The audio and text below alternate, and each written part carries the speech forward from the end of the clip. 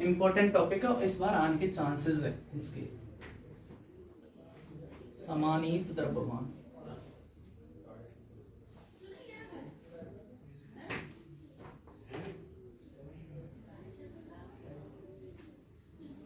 Reduced मास। देखेंगे माना एक निकाय है, एक सिस्टम है, और वो कैसे बना है, दो कणों से मिलकर के बना है और दो पार्टिकल से मिलकर के बना है, ठीक है। और जो मासेस हैं उनके कितने हैं मेरे पास में, m1 है और मेरे पास में m2 मासेस हैं। और इनका ओरिजिन से जो पोजीशन वेक्टर है वो कितना है मेरे पास में, इसका मेरे पास में r1 है, इसका मेरे पास में r2 है, ठीक है। इनका मेरे पास में क्या होगा, एक रिजल्टेंट वेक्टर होगा मेरे पास में, ये हो गया। वो क्या मान लिया मेरे पास में, कितना है मेरे पास में, r वेक्टर के बराबर है, ठीक है ना। तो मेरे पास में क्या होगा, देखो एंगल से यदि मैं निकालना चाहूं, ये भी है फ्रॉम द फिगर,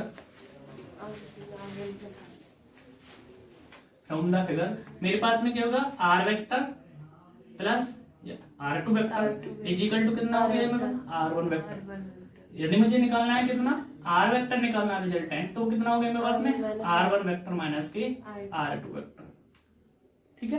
तो लिखेंगे माना, सर ऐसे नहीं कर सकते, r1 plus r vector equal to r2, कैसे कर देंगे, वेक्टर एडिशन लॉ क्या पढ़ाया था हमने, मैथमेटिकल फिजिक्स में पढ़ाया था कि मेरे पास में क्या है, एक वेक्टर है, ये कोई एक वेक्टर है, और उसके बाद में क्या है, दूसरा वेक्टर का क्या होना चाहिए, उस दूसरे वेक्टर का टेल पहले वेक्टर के कैसे हेड से जुड़ा हो, तो ये जो उन दोनों को मिलाने वाला है, जो पहले वेक्टर का हेड और दूसरे वेक्टर का रिजल्टेंट वेक्टर है, वो क्या होगा मेरे पास, a प्लस b। तो आप देखेंगे मेरे पास में क्या है, यहाँ पे गए o से m2 पे गए, m2 से कहाँ गए, m1 पे गए, इसलिए नहीं कर रहे हैं, ठीक है ना। यदि हमारी डायरेक्शन ऐसे होती, अपोजिट डायरेक्शन हो जाती, तो हम क्या करते, r2 प्लस r2 कर सकते हैं, हाँ बिल्कुल कर सकते हैं, लेकिन हम डायरेक्शन चेंज करेंगे तब उधर आएगा, ठीक है ना। फिर हम ऐसे लेंगे, फिर r1 plus r is equal to r2, और जब r2 निकालेंगे, r निकालेंगे, तो मेरे पास में क्या होगा, वो प्लस हो जाएगा, ठीक है ना। देखो माना एक निकाय दो कणों से मिलकर बना है, let us consider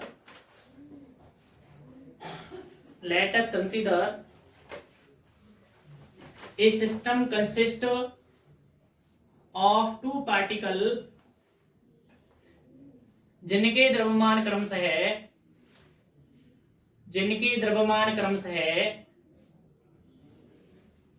small m1 व स्मॉल m2 हैं,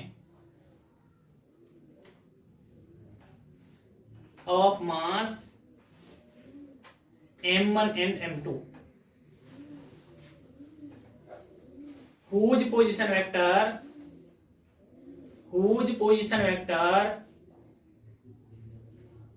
is small r1 and small r2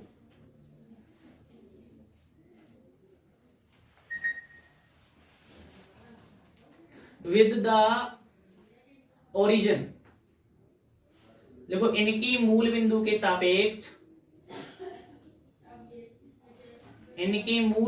सापेक्ष, स्थिति सदिश r1, r2 हैं,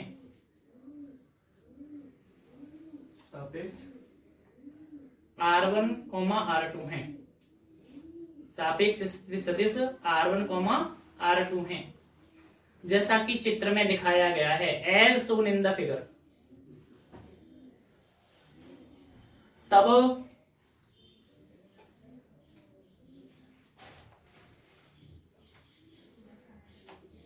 देखिएगा मेरे पास में, तब मेरे पास में क्या होगा, अभी हमने निकाला फिगर से, r इज इक्वल टू क्या हो जाएगा मेरे पास में, r इज इक्वल टू क्या हो गया, r1 माइनस के r2, equation number first.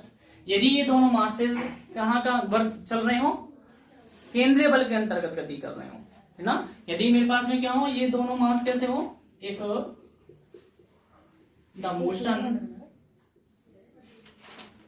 Of the system under the central force, लिखेंगे यदि यह निकाय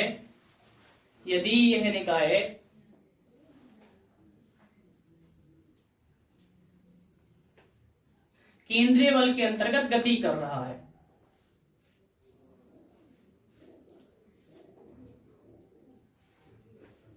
तब कण पर लगने वाला बल, then the force acting on the particle,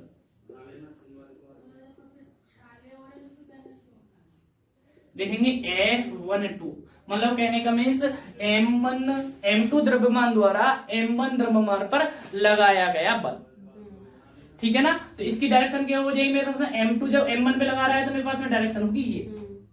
दूसरी बार क्या कर रहा होगा, M1 जो है वो क्या लगा रहा होगा, M2 पे बल लगा रहा होगा, तो उसकी डायरेक्शन हो जाएगी मेरे पास में ये वाली डायरेक्शन, ठीक है ना। तो मेरे पास में क्या हो गया, F12 लिखा है तो मेरे पास में M1 A के बराबर हो गया, ठीक है। अब मेरे पास में मैं लिख सकता हूं M1 d2 r1 upon dt2 लिख सकता हूं, क्योंकि जो इसका जो पोजीशन वेक्टर है वो कितना है मेरे पास में M1 का r1 है, ठीक है।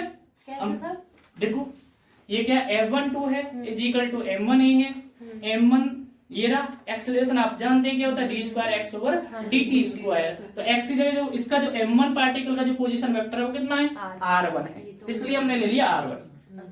अब मुझे निकालना है क्या, d2 r1 upon dt2 is equal to कितने के बराबर हो गया, F12, इक्वेशन नंबर हम फर्स्ट करते हैं।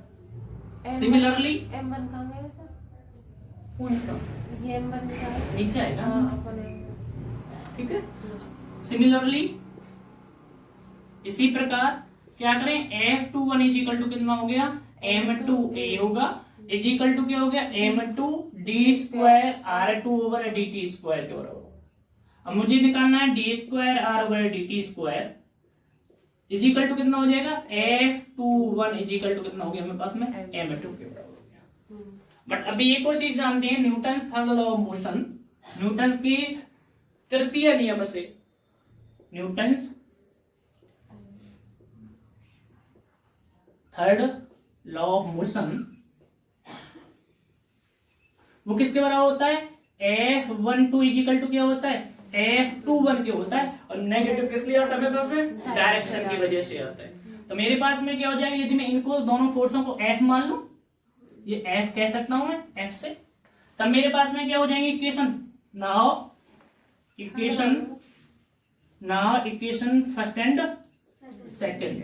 तो मेरे पास में कितना हो जाएगा फर्स्ट एंड सेकंड से, इधर देखो d2 r over dt2 is equal to क्या बचेगा, F अपॉन M1, ठीक है ना। अब मेरे पास में क्या होगा, again third d2 r2 over dt2 is equal to कितना हो जाएगा मेरे पास में, माइनस के F अपॉन M2। माइनस क्या बता रहा है मेरे पास में, डायरेक्शन बता रहा है, ये इधर डायरेक्शन में फोर्स लगा रहा है, ये इसके अपोजिट डायरेक्शन में फोर्स लगा रहा है। तो मेरे पास में क्या हो गया, इक्वेशन थर्ड मिल गई, इक्वेशन नंबर मेरे पास में फोर्थ मिल गई। और यदि मैं क्या करूं, इक्वेशन फर्स्ट से इक्वेशन सेकंड को मैं सब्सट्रैक्ट कर दूं, घटा दूं, तो मेरे पास में क्या हो गया, now equation third minus equation fourth, तो मेरे पास में क्या होगा, d2 r1 over dt2 minus के d2 r ओवर dt2, ये r2 है, ये r2 है, ये r2 है, क्योंकि उसका जो पोजीशन वेक्टर है वो कितना r2 है, इज इक्वल टू कितना हो जाएगा, F अपॉन M1 माइनस के F अपॉन कितना हो गया M2। तो मेरे पास में d2 ओवर dt2 कॉमन ले लो, अंदर क्या बचेगा, r1 माइनस के r2 vector is equal to कितना बचेगा, F भी कॉमन ले लीजिएगा, अंदर बचेगा M1 प्लस M2। ये किसके बराबर है, नाउ इक्वेशन फर्स्ट R के बराबर, फ्रॉम यूजिंग फर्स्ट। तो मेरे पास में क्या, d2 r over dt2 is equal to क्या हो जाएगा, F हो जाएगा मेरे पास में M1 इंटू M2, ऊपर आ जाएगा M1 प्लस M2। और यही क्या होता है मेरे पास में, रिड्यूस मास होता है। यदि मेरे पास में क्या है, वेयर ये भी लिख सकता हूं d2 r ओवर dt2 बराबर क्या होगा, F अपॉन म्यू के बराबर होगा। म्यू बराबर क्या हो गया मेरे पास में, M1 इंटू M2 अपॉन क्या हो गया मेरे पास में m1 प्लस m2। यदि मुझे निकालना है क्या, ये वाला टर्म निकालना है, तो ये क्या होगा, उल्टा हो जाएगा। तो मेरे पास में क्या होगा, 1 upon mu is equal to क्या हो गया, m1 प्लस m2 अपॉन क्या हो जाएगा मेरे पास में m1 into m2, where mu is the reduce mass of this system. यही क्या है मेरे पास में म्यू का है, जहां म्यू क्या है, निकाय का, ऐसे लिखो, निकाय का समानीत द्रव्यमान है। कर क्यों नहीं इसको समानीत द्रव्यमान, हम ये चाह रहे हैं कि मेरे पास में दो बॉडी हैं, उनको हम दो चीजों को अलग अलग सॉल्व ना करके हम क्या करें, एक ही जगह कंसीडर कर लें, मतलब एक मास की तरह कंसीडर कर लें, तो हमारे लिए क्या हो जाएगी, सॉल्यूशन इजी हो जाएगा। अभी हम रिड्यूस मास का हम एप्लीकेशंस बताएंगे कि जो रिड्यूस मास है, इससे हम किसी भी एटम की स्ट्रक्चर्स के बारे में पता लगा सकते हैं कि कौन सा पार्टिकल मोशन में है और कौन सा पार्टिकल मेरा रेस्ट में है। यदि इलेक्ट्रॉन क्या है, मोशन में रहेगा, या प्रोटॉन मोशन में रहेगा, या प्रोटॉन रेस्ट में रहेगा, या इलेक्ट्रॉन रेस्ट में रहेगा, तो रिड्यूस मास हमें क्या है, किसी एटम की स्ट्रक्चर्स के बारे में भी क्या है, जानकारी देता है। तो मेरे पास में क्या हो जाएगा, यदि मैं रिड्यूस मास निकालना चाहूं तो मेरे पास में क्या हो जाएगा, F is equal to, force निकालू तो क्या हो जाएगा, mu is equal to d square r over d t square, एक ये भी हो गया। अब हम इसमें कंडीशन लगाएंगे, यदि मेरे पास में क्या हो जाए, यदि मेरे पास में m1 रिड्यूस मास जो है किसी भी मास से, जो हमने पार्टिकल का जो मास लिया है m1 और m2, रिड्यूस मास क्या हो जाए मेरे पास में, लेस देन हो जाए। एक बार लेंगे यदि दोनों पार्टिकलों का मास इक्वल हो जाए।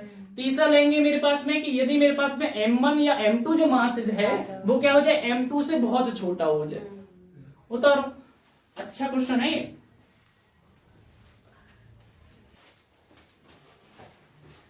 अब लिखिएगा इसकी स्पेशल कंडीशंस।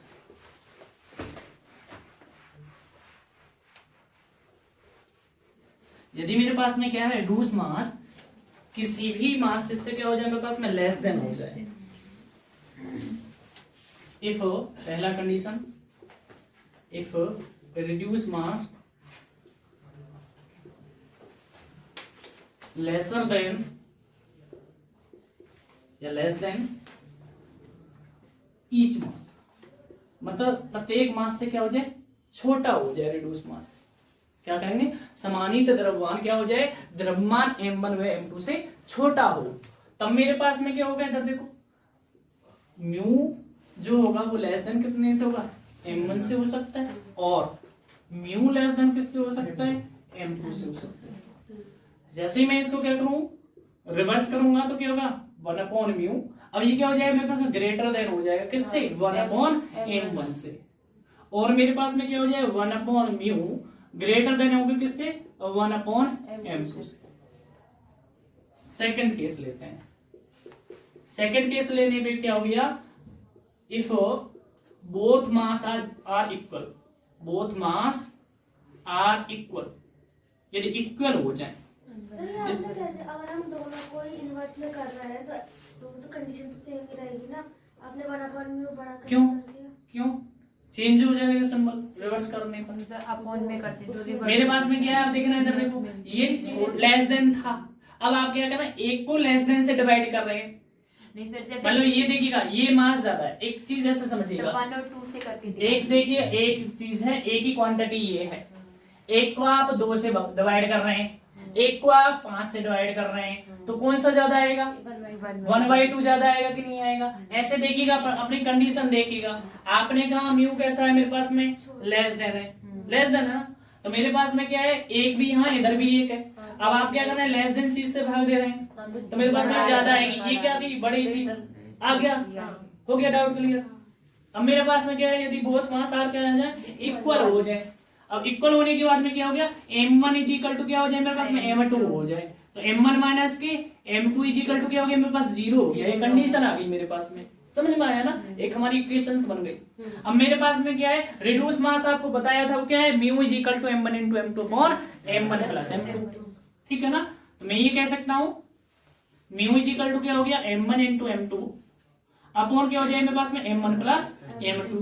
देखिए ये मैथमेटिक्स का फॉर्मूला है, यदि मैं इसको ये लिखना चाहूँ m1 इंटू m2, क्या मैं ये नहीं लिख सकता कि अंडर रूट लगा दूं मैं m1 माइनस m2 का क्या कर दूं मैं, होल स्क्वायर कर दूं, प्लस के क्या कर दूं 4m1 इंटू m2। यदि इसको सॉल्व करेंगे तो यही आ जाएगा, आ जाएगा ना। तो मेरे पास में कंडीशन क्या है, m1 minus m2 is equal to 0। मैं ये कह दूं कि यदि मेरे पास में दोनों मासेस का डिफरेंस मिनिमम हो जाए, यदि मेरे पास में मिनिमम हो जाए या 0 के बराबर हो जाए, तो मेरे पास में रिड्यूस मास कितना होगा, मैक्सिमम होगा कि नहीं होगा। तो ये कह सकता हूं मैं, if m1 minus m2 is क्या हो, minimum, then reduce mass will be maximum. अब तीसरी कंडीशन लिखेंगे। तीसरी कंडीशन में क्या हो जाए,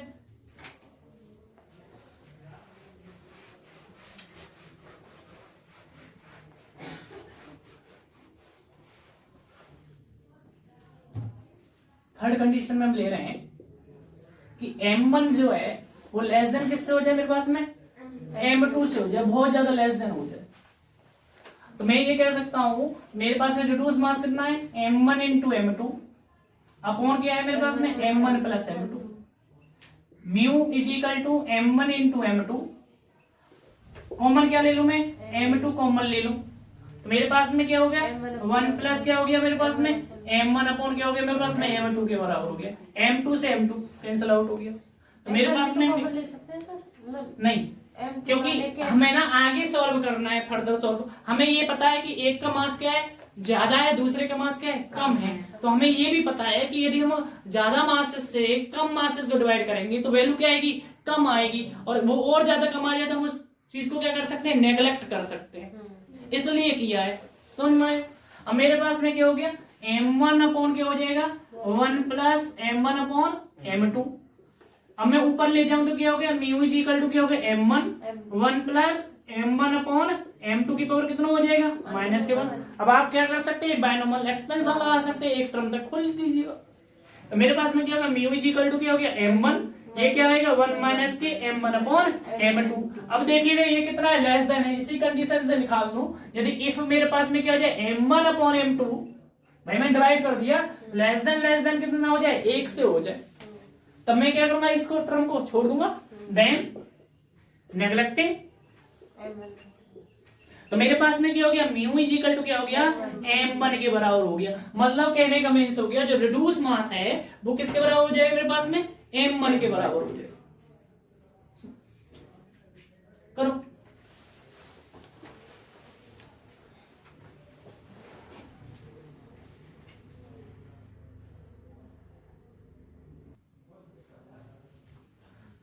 देखो एग्जाम में आपको यहीं तक करके आना है, ठीक है ना।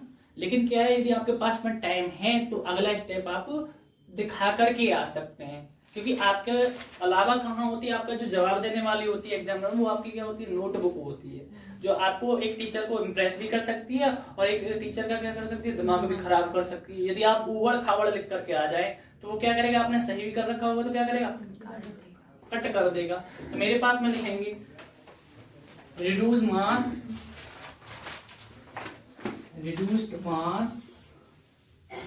of hydrogen atom.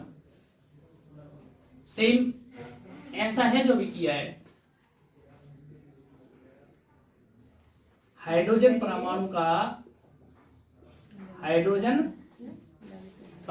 का समानीत द्रव्यमान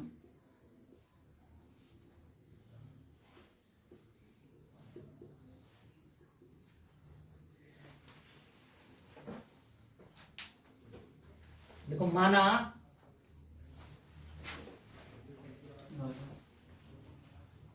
हाइड्रोजन परमाणु का एक इलेक्ट्रॉन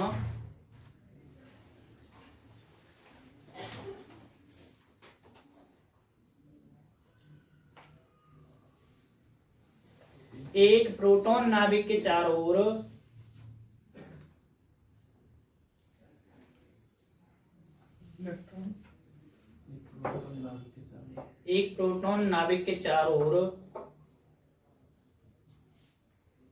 घूम रहा है।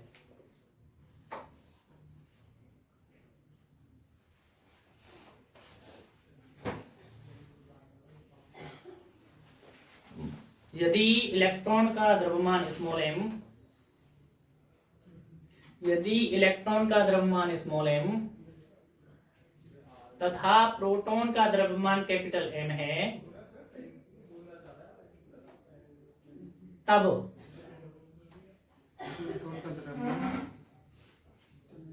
प्रोटॉन का द्रव्यमान कैपिटल M है, तब समानीत द्रव्यमान, तब रिड्यूस मास, देखो in a hydrogen atom, in a hydrogen atom an electron of mass small m, an electron of mass small m revolving around the proton nucleus,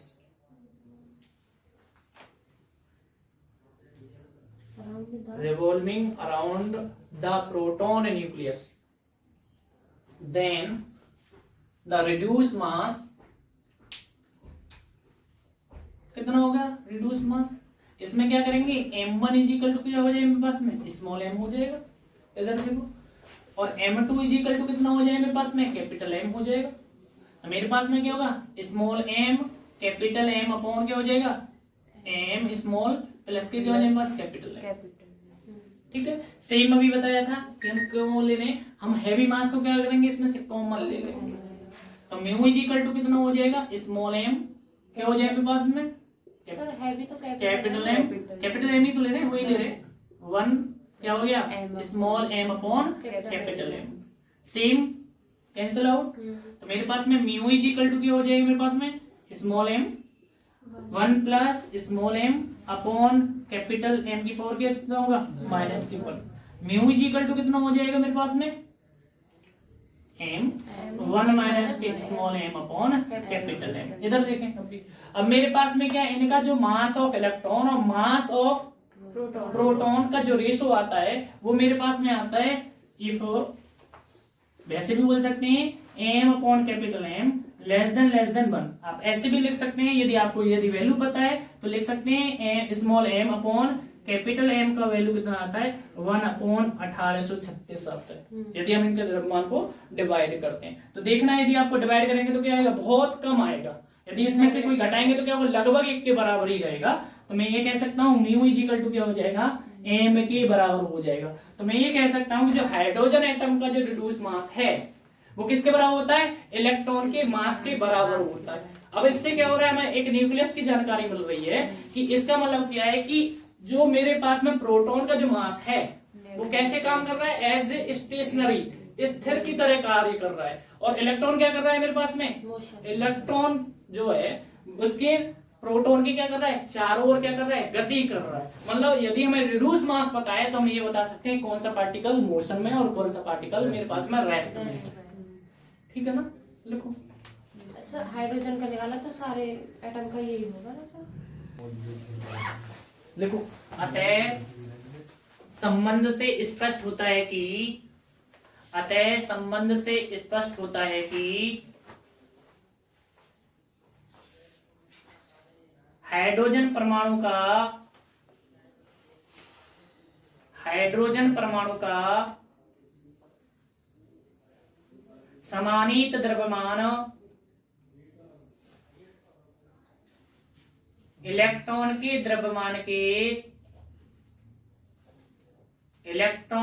द्रव्यमान के बराबर होता है। Hence, the above relation, the reduced mass, clear that, ये भी कह सकते हैं, it's clear that, एक ही बात है, the reduced mass of hydrogen atom is equal to the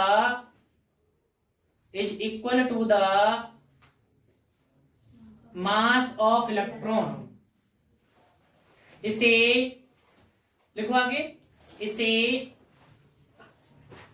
एक कण निकाय की तरह, अभी तक तो आप क्या कह रहे थे, मेरे पास में हाइड्रोजन एटम में क्या कह रहे थे, क्या है मेरे पास में, इलेक्ट्रॉन है और एक प्रोटॉन है, दो मासेस लेकर के चल रहे थे पार्टिकल। अब आपने क्या कर दिया, आपने एक को क्या कर दिया, कांस्टेंट कर दिया। तो अब कैसा हो गया, जो सिस्टम था जो दो पार्टिकल सिस्टम था वो किस में कन्वर्ट हो गया, वन पार्टिकल सिस्टम में कन्वर्ट हो गया। इसे एक कण निकाय की तरह मान सकते हैं, जिसमें